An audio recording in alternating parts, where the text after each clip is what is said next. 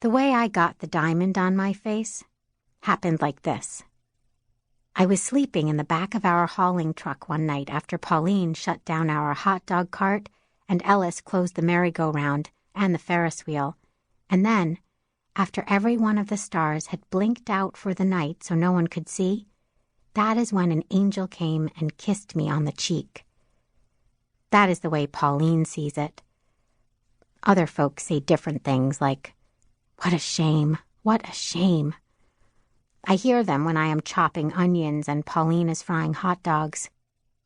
Now there's a heavy load for a little slip of a thing to carry. They make it sound like I'm lugging coal. I hear one lady tell her girl I must have done something horrid to be stained all over my face like that. Or maybe my mama is the one who did something awful. Or maybe my daddy and I am the one being punished. "Stay away, the big girls say. But they come up to our hot dog cart for a closer look, and they poke each other and whisper as if I am not standing right in front of them. "Careful, or you'll catch it," like I have the flu. And the boys ask, did I get burned all over my face, or am I marked by the evil eye? And they holler at each other, "Run, or you'll get it on you." But Pauline holds me and whispers they are not right. Otherwise, why would I have a beautiful jewel on my cheek the color of a rose at dusk, and they do not? I do so like Pauline's way of looking at things. Chapter 2.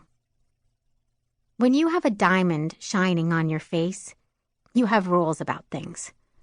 First, I keep it hidden. There is a hose outside every place where we hook up because we need water to run our traveling show. Pauline and I keep a bucket and a sponge in the back of our hauling truck. Water from a hose is cold as cherry popsicles, but if you let the bucket sit in the sun all day, it heats up, and at night Pauline pours out her apple shampoo and we take turns washing our hair.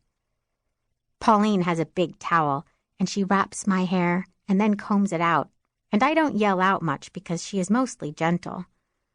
Then she braids my hair, and when it dries, she lets it loose and it falls all soft in twists and curls and hides the diamond on my cheek. Because when you have a jewel on your face, some days you might not want to show everyone who feels like looking. Second, I make sure I am always close to Pauline so when somebody comes up asking for hot dogs, I can turn my cheek toward her where it is safe. I am always out of harm's way when I am near Pauline. I spoon onions and sauerkraut on hot dogs and wrap everything in squares of wax paper, all the time keeping my cheek turned to her. Third, I make Pauline buy lemons so I can squeeze the juice on my cheek before I go to bed. The lemon juice stings as it slides over my diamond, and sometimes I scrub a little. I have not noticed it working yet, but Pauline says keep trying, because you never know how things will turn out.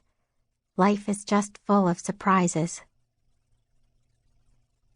Chapter 3. Hot dogs are Pauline's job. We park our cart right between the merry-go-round making its dee-dee-da-dee racket and the Ferris wheel playing the farmer in the dell so many times you start wondering if maybe the rat should eat the cat, just once. You really do. Ellis runs our traveling show and says hot dogs make a lot of money when folks know they are there. So he wants us right where folks can see us, and he makes Pauline and me paint the cart with red and white stripes every spring and hang balloons all over it until it is as bright as the sun on your face.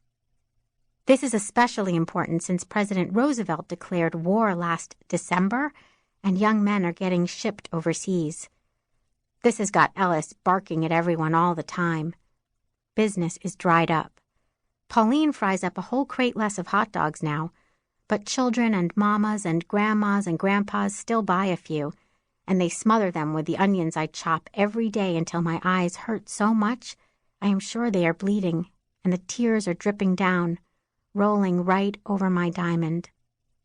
Those are my jobs, chopping onions and lining up the bottles of mustard and ketchup and scooping one tiny spoon of sugar into everyone's coffee because this spring sugar rationing started. Folks are greedy like pigs. They always want more.